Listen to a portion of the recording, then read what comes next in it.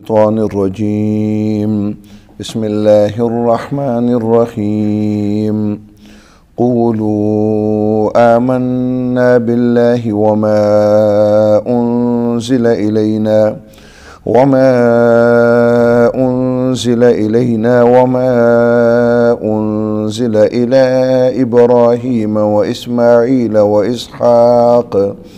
وإسحاق ويعقوب والأسباط وما أوتي موسى وعيسى وما أوتي النبيون من ربهم لا نفرق بين أحد منهم ونحن له مسلمون فإن آمنوا بمثل ما آمنتم به فقد اهتدوا وَإِن تَوَلَّوْا فَإِنَّمَا هُمْ فِي شِقَاقٍ فَسَيَكْفِيكَهُمُ اللَّهُ وَهُوَ السَّمِيعُ الْعَلِيمُ صِبْغَةَ اللَّهِ وَمَنْ أَحْسَنُ مِنَ اللَّهِ صِبْغَةً وَنَحْنُ لَهُ عَابِدُونَ صدق اللہ العظیم رب اشرح لی صدری ویسر لی امری واحلل عقدۃ من لسانی یفقہوا قولی قولو تم کہو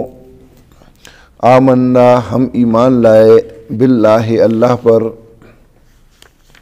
وما انزل اور جو نازل کیا گیا الینا ہماری طرف وما انزل اور جو نازل کیا گیا حضرت ابراہیم اسماعیل اسحاق یعقوب علیہ السلام کی طرف والاسباط اور یعقوب علیہ السلام کی اولاد کی طرف وما اوتیا اور جو دیا گیا موسیٰ و عیسیٰ موسیٰ اور عیسیٰ علیہ السلام کو وما اوتی النبیون من ربہم اور جو دیا گیا نبیوں کو ان کے رب کی طرف سے لا نفرق ہم تفریق نہیں کرتے بین احد منہم ان میں سے کسی کے درمیان بھی بین درمیان احد کسی منہم ان میں سے ونحن اور ہم لہو اسی کی مسلمون اطاعت کرنے والے ہیں فَإِنْ آمَنُوا پس اگر یہ ایمان لے آئے بِمِثْلِ مَا آمنتم بھی اس کی طرح جو تم ایمان لائے فقد اہتدوا تو یقیناً انہوں نے ہدایت پا لی وَإِن تَوَلَّوْا اور اگر یہ منہ موڑیں فَإِنَّمَا تو محض ہم یہ فی شقاق ضد میں ہیں فَسَيَكْفِيكَهُمُ اللَّهُ پس تجھے کافی ہوگا اللہ تعالیٰ ان کے مقابلے میں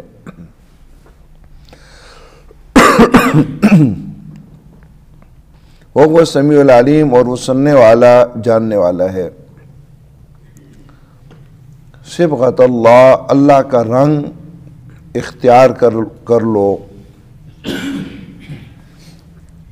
ومن احسن اور کس کا بہتر ہو سکتا ہے من اللہ اللہ سے صبغۃً رنگ یعنی کس کا رنگ اللہ کے رنگ سے بہتر ہو سکتا ہے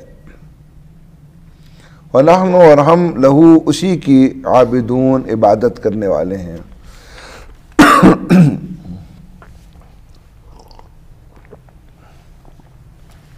بنی اسرائیل کے واقعات کے بعد حضرت ابراہیم اور حضرت اسماعیل یعقوب علیہ السلام کے جو اصل دین تھا اللہ رب العزت نے اس کو بیان کیا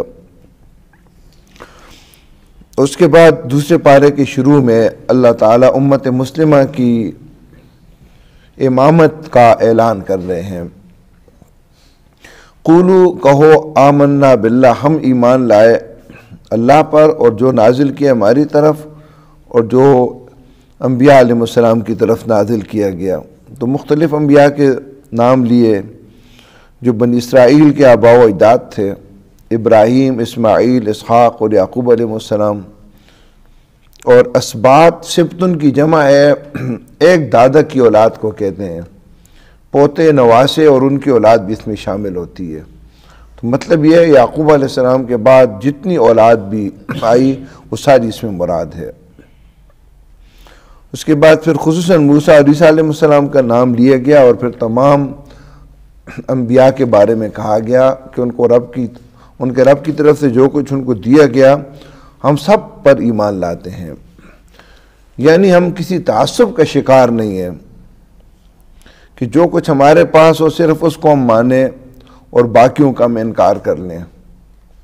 لا نفرق بین احد منہم، ان میں سے کسی کے درمیان ہم تفریق نہیں کرتے۔ تفریق کا مطلب یہ ہے کہ ہم کسی پر ایمان لائیں اور کسی پر ایمان نہ لائیں، اس میں ہم تفریق نہیں کرتے۔ باقی درجات کے لحاظ سے تفریق کی بات تو خود قرآن نے کہی ہے، تلک الرسل فضلنا بعضهم علی بعض، فرمائے ان رسولوں میں سے بعض کو ہم نے بعض پر فضیلت دی ہے۔ تمام انبیاء پر نبی اکرم صلی اللہ علیہ وسلم کو اللہ نے فضیلت دی ہے، تو یہ تفریق تو ہم مانتے ہیں، البتہ ایسی تفریق کہ کسی کو مانے اور کسی کو نہ مانے، جس طرح سورہ نساء کے اندر اللہ رب العزت نے یہودیوں کے بارے میں کہا کہ یہ چاہتے ہیں کہ ان یفرقوا بین اللہ ورسلہ ویقولون نؤمن ببعض ونکفر ببعض، یہ چاہتے ہیں کہ اللہ اور ان کے رسولوں کے درمیان تفریق ڈال دیں اور کہتے ہیں نؤمن ببعض ونکفر ببعض، ہم بعض پر ایمان لائیں گے اور بعض کا ہم انکار کریں گے۔ ہم ایسا نہیں کرتے۔ اصل میں تمام انبیاء علیہ السلام کا دین ایک ہے، شریعتیں علیحدہ ہیں، حالات کے مطابق اللہ تعالیٰ احکامات کے اندر تبدیلی کرتا ہے۔ جو عملی احکامات نماز ہے، روزہ ہے اور دوسرے اعمال ہیں، حالات کے مطابق اللہ رب العزت شریعتیں نازل کرتا ہے۔ باقی رہا بنیادی دین، اللہ پر ایمان، اللہ کی کتابوں پر ایمان، آخرت پر ایمان، یہ دین ہمیشہ تمام انبیاء کا مشترک رہا ہے۔ اب ایک آدمی اگر واقعتاً دین اسلام پر ایمان لاتا ہے تو وہ تمام انبیاء پر ایمان لائے گا، کیونکہ تمام انبیاء نے وہ دین پیش کیا ہے۔ لیکن کوئی آدمی اگر کسی نبی پر ایمان لائے اور کسی پر نہ لائے تو حقیقت کے اندر جس نبی پر وہ ایمان لاتے اس پر بھی ایمان نہیں لاتا، وہ صرف اپنے آباء و اجداد کے اندر تقلید کر رہا ہے کہ اس کے آباء و اجداد ایک نبی کو مانتے ہیں تو یہ بھی اس کو مانتا ہے، باقی رہا اس نبی پر صحیح ایمان وہ اس کا نہیں ہوتا، وگرنہ ممکن نہیں ہے۔ آپ ذرا اندازہ کریں کہ 100 آدمی ایک ہی بات کر رہے ہیں اور ایک آدمی کہے کہ میں تو صرف ایک کی بات مانوں گا باقی کی نہیں مانوں گا، تو اس کا مطلب یہ وہ ایک کی بات نہیں مان رہا۔ کیوں؟ وہ ایک آدمی کی بات اگر واقعتاً مانتا ہے تو 99 کی بات خود ہی وہ مان لیتا ہے۔ مثلا آپ کے پاس یہاں 100 آدمی بار بار آتے ہیں، ایک آدمی کہتا ہے کہ باہر بارش ہو رہی ہے، دوسرا کہتا ہے، تیسرا کہتا ہے، اور آپ ایک کے بارے میں کہتے ہیں میں اس کی بات مانتا ہوں باقیوں کی بات کو میں جھٹلاتا ہوں، تو دراصل آپ جس کی بات مان رہے ہیں اس کو بھی جھٹلا ہی رہے ہیں۔ اس لیے جو آدمی بھی حق پرست ہوگا، قوم پرست نہیں ہوگا، حق پرست ہوگا، وہ تمام انبیاء پر ایمان لائے گا اور تمام کتابوں پر ایمان لائے گا، کیونکہ یہ ایک ہی صداقت کی گواہی دے رہی ہیں۔ البتہ ایک بات ذہن میں رہے کہ گزشتہ کتابیں جتنی بھی تھیں ان میں تحریف ہو چکی ہے اور وہ اب منسوخ ہو چکی ہیں۔ اب اللہ تعالیٰ کی کتاب قرآن مجید ہی وہ واحد کتاب ہے جو صحیح حالت میں موجود ہے، اللہ کا کلام ہے۔ باقی جو کتابیں ہیں وہ تو اپنی اصل حالت میں نہیں ہیں، وہ تو ان کے ترجمے ہیں، ان کی زبان کیا تھی اس کے بارے میں بھی ان کا اتفاق نہیں۔ تورات کس زبان میں تھی کسی کو پتہ ہی نہیں ہے، انجیل کس زبان میں تھی وثوق کے ساتھ کوئی نہیں کہہ سکتا۔ ترجمے ہوتے رہے مختلف زبانوں میں، اصل کتابیں گم ہو گئیں اور پھر ترجموں میں اپنی مرضی کے مطابق لوگوں نے تبدیلیاں کر لیں، اصل کتاب تو گم ہو کر رہ گئی۔ ہاں ان ترجموں کے اندر اصل کتاب کے کچھ مواد متفرق صورتوں میں ہیں اور قرآن ان کی تصدیق کرتا ہے، اور بالکل وہ بھی قرآنی ہدایات کے مطابق ہیں۔ اب جامع اور قیامت تک مکمل کتاب قرآن مجید ہے۔ ہم اس لحاظ سے ایمان لاتے ہیں کہ تورات بھی برحق ہے، اپنے زمانے کے لیے اللہ نے نازل کی، انجیل بھی برحق ہے، زبور بھی برحق ہے، ساری اللہ تعالیٰ کی نازل شدہ کتابیں ہیں۔ انہوں نے اپنے زمانے کے لیے رہنمائی کی، بعد میں لوگوں نے اس میں تبدیلیاں کرنی، تخریفات کرنی، اب یہ اصل حالت میں موجود نہیں ہے۔ اب اللہ تعالیٰ نے تمام کتابوں کا نچوڑ قرآن مجید کی صورت میں نازل کر لیا۔ سورہ مائدہ میں آپ پڑھیں گے، اللہ تعالیٰ فرمایا ہے وَمُحَيْمِنًا عَلَيْهِ، جتنی آسمانی کتابیں پہلے نازل ہو چکی ہیں ان سب کا محافظ ہے قرآن مجید۔ محافظ کا کیا مطلب ہے؟ آدم علیہ السلام سے لے کر حضرت عیسیٰ علیہ السلام تک جتنی وحی اللہ نے نازل کی، اس کا سارا مغز اور نچوڑ اور تعلیمات اور ہدایات اس قرآن مجید میں اب موجود ہیں۔ اب اس پر جو عمل کرتا ہے، اس کا مطلب یہ ہے گزشتہ تمام کتابوں پر بھی اس کا عمل ہو رہا ہے۔ فَإِنْ آمَنُوا، پس اگر یہ ایمان لائے، بِمِثْلِ مَا آمَنْتُمْ بِهِ، جس طرح تم ایمان لائے، فَقَدْ اهْتَدَوْا، تو انہوں نے ہدایت پا لی۔ وَإِنْ تَوَلَّوْا، اور اگر یہ اعراض کرتے ہیں، منہ موڑتے ہیں، فَإِنَّمَا هُمْ فِي شِقَاقٍ، تو محض یہ ایک ضد کے اندر ہیں۔ شقاق اس ضد کو کہتے ہیں جو کسی ناواقفیت کی بنا پر نہ ہو، تعصب کی بنا پر ہو۔ بعض اوقات ضد ایک لا علمی کی بنا پر ہوتی ہے۔ آپ کے ایک آدمی کے ساتھ ضد ہو گئی ہے، وہ ایک بات کہہ رہے ہیں اور آپ دوسری بات کہہ رہے ہیں، اور وجہ یہ ہے کہ آپ اصل بات جان نہیں رہے، اس وجہ سے ضد ہے۔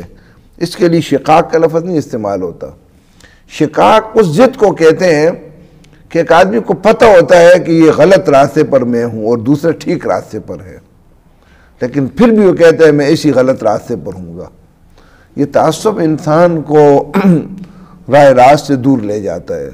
تو فرمایا کہ یہ یہود اور نصارہ اصل میں تعصب کی بنا پر ایک ضد کے اندر مبتلا ہو چکے ہیں، وگرنہ راستہ تو جو تم بتا رہے ہو بالکل واضح ہے۔ اب اس طرح یہ ایمان لائیں گے تو تب جا کر یہ کامیاب ہوں گے۔ فَسَيَكْفِيكَهُمُ اللَّهُ، پس ان قریب اللہ تجھے ان کے مقابلے میں کافی ہوگا۔ یہ فَسَيَكْفِي کا ظاہراً ایک لفظ آپ کو نظر آ رہا ہے، یہ 5 الفاظ کا یہ مجموعہ ہے۔ فا زبر فا، اس کا معنی ہم کرتے ہیں پس، یہ علیحدہ ہے۔ سین اس کے بعد آتا ہے جو ان قریب کے لیے، مستقبل کے لیے آتا ہے۔ یکفی، کافی ہوگا اللہ تعالیٰ کا تجھے، ہم ان کے مقابلے میں۔ یہ وہی لفظ ہے کہ حضرت عثمان غنی رضی اللہ تعالیٰ عنہ کو جب شہید کیا گیا اور آپ قرآن کی تلاوت کر رہے تھے تو جو مصحف ان کے سامنے پڑا تھا تو آپ کے خون، مبارک خون کا ایک چھینٹا اس لفظ کے اوپر گرا، اور آج بھی ترکی کے میوزیم میں یہ قرآن مجید موجود ہے۔ حضرت عثمان رضی اللہ تعالیٰ عنہ کے خون کا نشان اس پر موجود ہے۔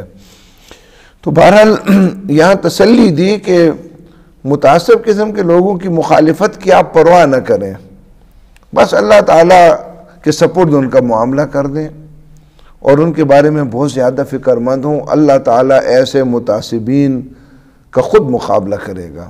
گویا یہ جنگ تمہاری ان کے ساتھ نہیں ہے، بلکہ ان کی جنگ اللہ کے ساتھ ہے یہ، اور اللہ تعالیٰ ان کے ساتھ نمٹ لے گا۔ یہ بہت بڑی تسلی ہے جو آپ صلی اللہ علیہ وسلم کو بھی دی گئی اور قیامت تک ہر اس داعی کو دی گئی کہ جب وہ اللہ تعالیٰ کی دین کی طرف لوگوں کو بلاتا ہے اور لوگ میں تعصب کی بنا پر اس کی مخالفت کرتے ہیں تو اس کو بہت دکھ پہنچتا ہے، لیکن یہ آیت اس کو تسلی دیتی ہے کہ پریشان ہونے کی ضرورت نہیں ہے، ایسے متعصبین کو اللہ تعالیٰ ان سے نمٹ لے گا۔ وہ سمیع العلیم، اور وہ سننے والا بھی ہے، جاننے والا بھی ہے، یہ بھی تسلی ہے۔ سمیع اس ذات کو کہتے ہیں کہ ہر وقت ہر چیز کو سن رہا ہے، اور علیم اس ذات کو کہتے ہیں جو ہر وقت ہر چیز کو جان رہا ہے۔ اللہ تعالیٰ ایسے نہیں ہے کسی ایک کی سن رہا ہو اور دوسرے کی طرف سے وہ غافل ہو جائے، ایسا نہیں ہے۔ جس طرح بندہ کسی ایک کی سن رہا ہوتا ہے تو دوسری آوازوں کی طرف اس کی توجہ نہیں ہوتی، اللہ تعالیٰ ہر چیز سن رہا ہے۔ جو کچھ تمہیں کہا جاتا ہے، جو دل کو زخمی کرنے والی باتیں کی جاتی ہیں، وہ بھی اللہ سن رہا ہے۔ تمہاری جو کیفیت ہے اس کو بھی اللہ تعالیٰ جانتا ہے، اس لیے پرواہ نہ کرو، معاملہ اللہ کے سپرد کر دو اور اپنے حصے کا جو کام ہے وہ کرتے رہو، ان کے ساتھ نمٹنے کی کوئی ضرورت نہیں۔ دیکھیں قرآن نے ہمیں ہدایت دی ہے کہ ایسے لوگ کہ جو حق کو جانتے ہوئے حق کا انکار کرتے ہوں، ایسے لوگوں پر وقت نہ ضائع کیا جائے، بلکہ ان لوگوں کو مخاطب کیا جائے اور ان پر جدوجہد کی جائے جو حق کو قبول کرنے کی صلاحیت رکھتے ہوں، جن کے دلوں پر مہر لگ جائے، تعصب کی وجہ سے وہ جانتے بوجھتے حق کا انکار کرتے ہوں۔ دائی کا کام یہ ہے، دائی کے آداب میں سے یہ ہے کہ اپنا وقت ضائع نہ کرے، اس کامیاب کسان کی طرح جو ایک سنگلاخ زمین کے اندر محنت کرتا ہے، اور جب فصل وہ نہیں دیتی اور پوری محنت کر لیتا ہے اور فصل نہیں دیتی اس کو چھوڑ دیتا ہے، اس زمین پر اپنا وقت ضائع نہیں کرتا، زمین کے کسی نئے خطے کے لیے وہ ہجرت کرتا ہے اور وہاں جا کر اس کو آباد کرنے کی کوشش کرتا ہے۔ اس لیے انسانوں کا بھی معاملہ ہے، کوئی دائی اس بات کا پابند نہیں ہے، نہ اس کی ذمہ داری ہے کہ لوگوں پر ایک بات وہ منوانے کی ذمہ داری نہیں ہے، حق پیش کرنے کی ذمہ داری ہے۔ فذکر ان نفعت الذکرى سیذکر من یخشی ویتجنبها الاشقی، فرمائے نصیحت کر، اگر نصیحت فائدہ مند نہ ہو تو نہیں کرنی چاہیے۔ سیذکر من یخشی، جس کے دل کے اندر اللہ کا خوف ہوگا وہ نصیحت حاصل کر لے گا، ویتجنبها الاشقی، جو بڑا بدبخت ہوگا وہ اس کو چھوڑ دے گا، جانتے پوچھتے چھوڑ دے گا، معلوم ہوگا کہ یہ بات صحیح ہے پھر بھی اختیار نہیں کرے گا، اس کی فکر نہیں کرنی چاہیے، نہ اس پر وقت ضائع کرنا چاہیے۔ صبغۃ اللہ ومن احسن من اللہ صبغہ، اللہ کا رنگ اختیار کر لو۔ یہ اختیار کر لو ترجمہ جو ہم نے کیا ہے نا، یہ مخزوف کا ترجمہ ہے۔ صبغہ رنگ، اللہ کا رنگ یعنی اختیار کر لو۔ اتبعوا صبغۃ اللہ یا علیکم صبغۃ اللہ، مختلف عربی کے الفاظ یہاں مخزوف ہو سکتے ہیں، اس لیے یہ ترجمہ جو ہے نا اختیار کر لو، بریکٹ کے اندر آپ لکھیں گے، قرآن کے الفاظ میں یہ نہیں ہے، اس کے مفہوم کے اندر یہ شامل ہے۔ اللہ کا رنگ سے کیا مراد ہے؟ یہودیوں کے ہاں یہ رواج تھا اور شاید اب بھی ہو کہ وہ جب ان کا کوئی بچہ پیدا ہوتا تو اس کو غسل دیتے تھے اور کہتے تھے کہ یہودیت کا رنگ اس پر چڑھ گیا ہے۔ پھر عیسائیوں کے اندر بھی یہ ایک رسم مشہور ہو گئی جس کو استباغ صاد کے ساتھ یہ کہتے تھے، جب ان کا کوئی بچہ پیدا ہوتا یا کوئی وہ آدمی عیسائی بن جاتا۔ دیکھیں یہودیوں کا جو مذہب ہے نا، یہودی اپنے مذہب میں کسی کو داخل نہیں کرتے، اسی وجہ سے دنیا کے اندر کم بھی ہیں۔ یہودی کہتے ہیں کہ یہ ہمارا مذہب جو ہے نسلی مذہب ہے، جو یہودی کا بیٹا ہوگا وہ یہودی ہو سکتا ہے، دنیا کا کوئی دوسرا آدمی یہودی نہیں بن سکتا۔ لیکن عیسائی مسلمانوں کی طرح مشنری ہیں، وہ لوگوں کو دعوت بھی دیتے ہیں، اپنے مذہب میں شامل بھی کرتے ہیں۔ تو عیسائیوں کے مذہب میں جب کوئی آدمی شامل ہو جاتا یا ان کا اپنا کوئی بچہ پیدا ہوتا تو زرد رنگ کے پانی کے اندر ایک زرد رنگ ملاتے تھے اور اس کے ساتھ اس کو غسل دیتے تھے۔ جب وہ غسل کر لیتا تھا تو کہتے تھے عیسائیت کا رنگ اس پر چڑھ گیا ہے۔ کہا کہ یہ تصنع اور بناوٹی باتیں ہیں، اس طرح رنگ نہیں چڑھا کرتا۔ اللہ کا رنگ جو ہے نا وہ تم اختیار کر لو، اور اللہ تعالیٰ کے رنگ سے مراد اللہ کے دین کا رنگ ہے۔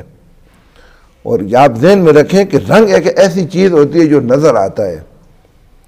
اللہ کے دین کو اللہ کا رنگ قرار دے کر اس بات کی طرف اشارہ کر لیا کہ تمہاری زندگی کے اندر دین لوگوں کو نظر آئے۔ کس طرح نظر آئے؟ تمہارے ظاہر میں بھی، تمہارے باطن میں بھی،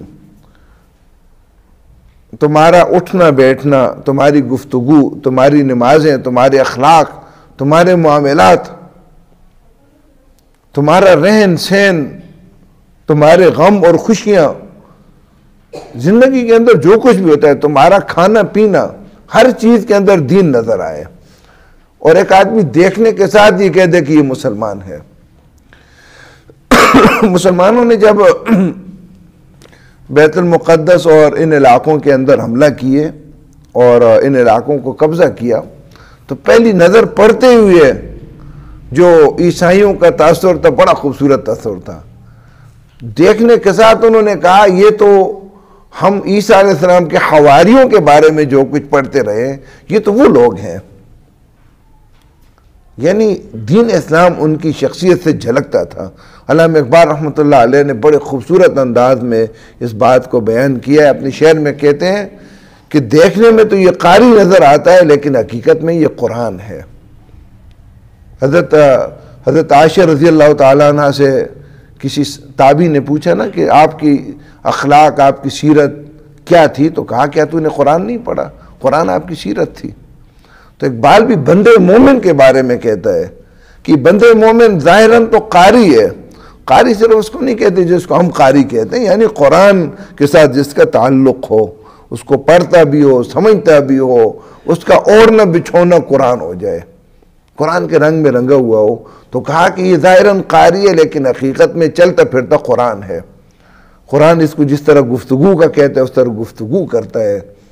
قرآن جس طرح اس کو چلنے پھرنے کا طریقہ سکھاتا ہے اس کے مطابق ہی چلتا پھرتا ہے. قرآن اس کو زندگی کے بارے میں جو حکم دیتا ہے اس کے مطابق وہ زندگی گزارتا ہے. تو اللہ تعالیٰ کے دین کا رنگ انسان کی زندگی میں نظر آئے، وہ چلتا پھرتا اسلام ہو مسلمان لیکن حقیقت کے اندر وہ چلتا پھرتا اسلام ہو. اور ایک بات ذہن میں رہے کہ یہ ایک سیاسی بات نہیں، یہ حقیقت ہے کہ مسلمانوں کی زندگی میں دین کا رنگ مکمل طور پر اس وقت تکمیل تک پہنچتا ہے جب قرآن کا اجتماعی نظام قائم ہو جائے. وگرنہ نظام باطل کا ہو اور اس کے ماتحت مسلمان زندگی گزار رہے ہوں، چاہے حکمران مسلمان ہو یا غیر مسلم، اصل تو معاملہ نظام کا ہے، تو ان کی زندگیوں کے ایک بڑے حصے کے اندر دین کا رنگ آپ کو نظر نہیں آئے گا. دین کا ایک چھوٹا سا حصہ ان کی زندگیوں میں آپ کو نظر آئے گا، باقی ساری زندگی دین سے باہر ہوں گی. آج جتنا ہمارا مالی لین دین ہوتا ہے، بینکوں کے ساتھ معاملات ہوتے ہیں، سارا سودی نظام کے اندر کیا ہم جکڑے ہوئے نہیں ہیں؟ تو یہ سودی رنگ کوئی دین اسلام کا رنگ ہے. عدالتوں کے اندر ہم جاتے ہیں، کیس لڑتے ہیں، سارے فیصلے بلکہ فیصلوں میں سے ایک بڑی اکثریت قرآن و سنت کے خلاف ہوتی ہے. کیا یہ دین کے خلاف رنگ نہیں ہوتا جو ہم اختیار کیے ہوئے ہوتے ہیں؟ ہماری زندگی کا ایک بڑا حصہ، جب ہم اسپتالوں میں جاتے ہیں نرسیں ہماری خدمت کرتی ہیں، اسکولوں میں جاتے ہیں نوجوان لڑکوں کو لڑکیاں پڑھاتی ہیں، پولیس تک جو ہے نا وہ عورتیں نظر آ رہی ہیں، سارا دین کا رنگ ہے ہمارا. پاکستان کو آپ دیکھ لیں، کیا دین اسلام کا رنگ ہمیں عدالتوں میں، تعلیم گاہوں میں، اسپتالوں کے اندر، کچہریوں کے اندر، حتیٰ کہ پارلیمنٹ کے اندر کہیں ہم کو دین کا رنگ نظر آ رہا ہے؟ واللہ اگر دین اسلام کا اتنا خوبصورت رنگ ہے، اگر مکمل طور پر دنیا کو نظر آئے تو کروڑوں لوگ ایک ایک دن میں مسلمان ہوں. لیکن مسلمان بدبختوں نے اس دین کے رنگ پر پردے ڈال دیے، گرد ڈال دیے. دین کا رنگ کوئی نظر آتا ہے تو نماز کی صورت میں نظر آ جاتا ہے، جنازے کی صورت میں نظر آ جاتا ہے، یا بعض لوگ ذرا دین زیادہ اختیار کرتے ہیں تو ان کے اخلاق کے اندر کچھ رنگ نظر آ جاتا ہے. مالی لین دین میں آپ جائیں، جتنی ملاوٹ ہم کرتے ہیں دنیا کی کوئی قوم نہیں کرتی. ایک ریڑھی والے سے لے کر بڑے دکاندار تک آپ جائیں، ریڑھی والا بھی اچھا فروٹ سامنے رکھے گا اور خراب فروٹ چھپا کر رکھے گا، اور جب تولنے کے لیے دے گا تو خراب پہلے ڈالے گا. یہ دین اسلام کا رنگ ہے. یہ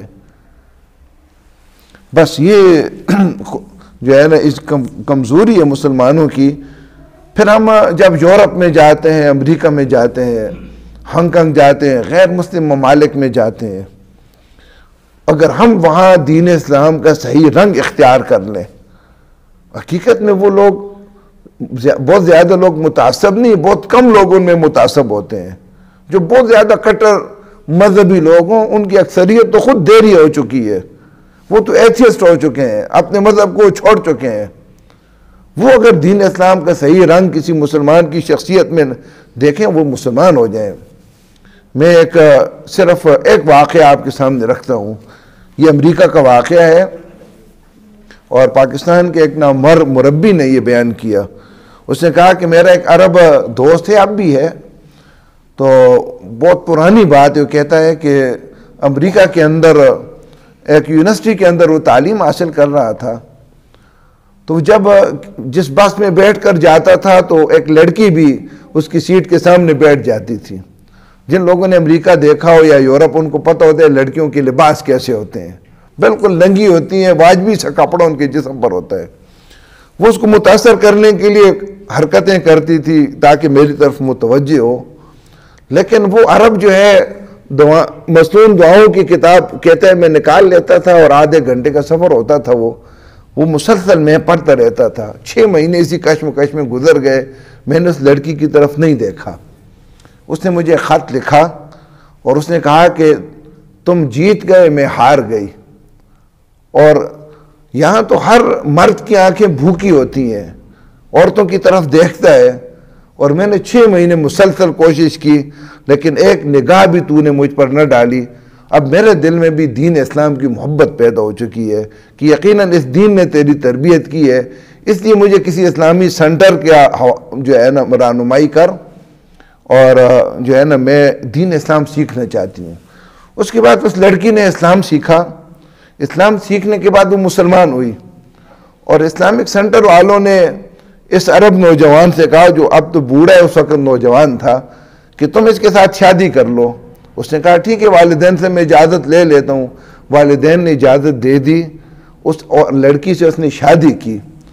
اور اس مربی نے کہا کہ الحمدللہ ان کے 3 بیٹے اس وقت امریکہ کے اندر تینوں ڈاکٹرز ہیں, بڑی بڑی پوسٹوں پر لگے ہوئے ہیں, تینوں حافظ قرآن ہیں, قرآن کے ماہر ہیں. اور ان میں سے ایک لڑکے نے ریاض الصالحین پوری کتاب حفظ کر لی ہے, احادیث کی کتاب. دین اسلام کا رنگ اگر واقعتاً لوگ دیکھ لیں تو یہ دین فطرتی دین ہے. انسان جو بعض اوقات ایک آدمی بات کرتے اور آدمی کہتے یہ بات تو میرے دل میں تھی. حقیقت یہ ہے کہ دین اسلام کا رنگ دیکھیں, لوگ کتابیں نہیں پڑھتے, لوگ انسانوں کو دیکھتے ہیں نا. کتابیں بہت کم لوگ پڑھتے ہیں. اگر مسلمان صحیح مسلمانی کا رنگ لوگوں کو دکھا دیں تو یہ ایسا فطری دین ہے, وہ کہیں گے یہ تو ہمارے دل کی آواز ہے. ہم تو دل میں چاہتے تھے کہ ایسا کوئی دین ہونا چاہیے جو دین اسلام کی صورت میں ہم کو نظر آیا. تو دین کی دعوت جو ہے نا, دعوت زبان سے بہت کم لوگ قبول کرتے ہیں. دین کی دعوت دائی کو دیکھ کر لوگ قبول کرتے ہیں, اس کی سیرت کو, اس کے کردار کو. بر صغیر کے اندر آج اگر کروڑوں لوگ مسلمان ہیں تو اس کی وجہ مسلمان فاتحین نہیں ہے. مسلمان فاتحین کو تو فتح کرنے کا جذبہ تھا, فتح کر کے وہ کہتے ہیں نا سومنات کے بت توڑ کر چلے جاتے تھے. اصل دین اسلام تو بر صغیر میں بزرگان دین کے ذریعے سے پھیلا. انہوں نے اپنے علاقوں سے ہجرت کی. کوئی لاہور میں کسی نے ڈیرا ڈالا, کسی کو اجمیر میں ڈالا. آج بدقسمتی سے لوگ ان کی پوجا کر رہے ہیں قبروں کی. انہیں اپنے علاقوں کو چھوڑا, دین اسلام کی عملی تصویر لوگوں کے سامنے بنے, اور ہزاروں ہندوؤں اور سکھوں نے اسلام قبول کیا. 30-30 ہزار 20-20 ہزار ہندو اور سکھ مسلمان ہوتے تھے ان مسلمانوں کو دیکھ کر. تو اس کے بغیر دین اسلام نہیں پھیلتا. اس لیے فرمایا کہ اللہ کا رنگ, اللہ کے یعنی دین کا رنگ اختیار کر لو. اور اللہ تعالیٰ کے رنگ سے بہتر رنگ کس کا ہو سکتا ہے؟ اللہ کی دین سے بہتر رنگ تو کسی کا نہیں ہو سکتا. جب سب سے بہتر رنگ اللہ تعالیٰ کے دین کا یہ, تو تم کیوں نہیں اختیار کرتے؟ وَنَحْنُ لَهُ عَابِدُونَ, اور ہم اسی کی بندگی کرنے والے ہیں. قولو, تم کہو, آمنا, ہم ایمان لائے, باللہ, اللہ پر, وما انزل الینا, اور جو نازل کیا گیا ہماری طرف, وما انزل الی ابراہیم و اسماعیل و اسحاق و یعقوب, اور جو نازل کیا گیا حضرت ابراہیم, اسماعیل, اسحاق اور یعقوب علیہ السلام کی طرف, والاسباط, اور یعقوب علیہ السلام کی اولاد کی طرف, وما اوتی موسیٰ, اور جو دیا گیا موسیٰ علیہ السلام کو, وعیسیٰ, اور عیسیٰ علیہ السلام کو, وما اوتی, اور جو دیا گیا النبیون, نبیوں کو, من رب, ان کے رب کی طرف سے, لا نفرق, ہم تفریق نہیں کرتے, بین احد منہم, ان میں سے کسی کے درمیان بھی, وَنَحْنُ لَهُ مُسْلِمُونَ, اور ہم اسی کی اطاعت کرنے والے ہیں. فَإِنْ آمَنُوا, پس اگر یہ ایمان لائے, بِمِثْلِ مَا آمَنْتُمْ بِهِ, جس طرح تم ایمان لائے, اس کی طرح جس طرح تم ایمان لائے, بِمِثْلِ مَا, اس کی طرح, آمَنْتُمْ بِهِ, جس طرح تم ایمان لائے, فَقَدْ اهْتَدَوْا, تو یقیناً انہوں نے ہدایت پا لی. وَإِنْ تَوَلَّوْا, اور اگر یہ منہ موڑیں, فَإِنَّمَا, ہم تو محض یہ, فی شقاق, ضد میں ہیں, فَسَيَكْفِيكَهُمُ اللَّهُ پس کافی ہوگا تجھے اللہ تعالیٰ ان کے مقابلے میں، وَهُوَ السَّمِيعُ الْعَلِيمُ اور وہ سننے والا جاننے والا ہے۔ صبغۃ اللہ، اللہ کا رنگ اختیار کر لو۔ وَمَنْ أَحْسَنُ مِنَ اللَّهِ صِبْغًا اور کون بہتر ہو سکتا ہے اور کس کا بہتر ہو سکتا ہے اللہ تعالیٰ سے رنگ۔ وَنَحْنُ لَهُ عَابِدُونَ اور ہم اسی کی بندگی کرنے والے ہیں۔ آمین۔ الحمدللہ رب العالمین والعاقبۃ للمتقین والصلاة والسلام علی رسول الکریم۔ ربنا آتنا فی الدنیا حسنۃ وفی الآخرۃ حسنۃ وقنا عذاب النار۔ اللہم ثبتنا علی الاسلام، اللہم نور قلوبنا بنور الایمان، اللہم زین اخلاقنا بنور القرآن، اللہم ارنا الحق حقا وارزقنا اتباعه وارنا الباطل باطلا وارزقنا اجتنابه، اللہم ثبتنا علی الاسلام، اللہم نور قلوبنا بنور الایمان۔ ربنا آتنا فی الدنیا حسنۃ وفی الآخرۃ حسنۃ وقنا عذاب النار۔ اللہم اشف مرضانا ومرضى المسلمین، یا شافی الامراض اشف مرضانا ومرضى المسلمین۔ اللہم اغفر للمؤمنین والمؤمنات والمسلمین والمسلمات الاحیاء منهم والاموات، وصلی اللہ تعالی علی خیر خلقہ محمد وآلہ وصحبہ اجمعین برحمتہ۔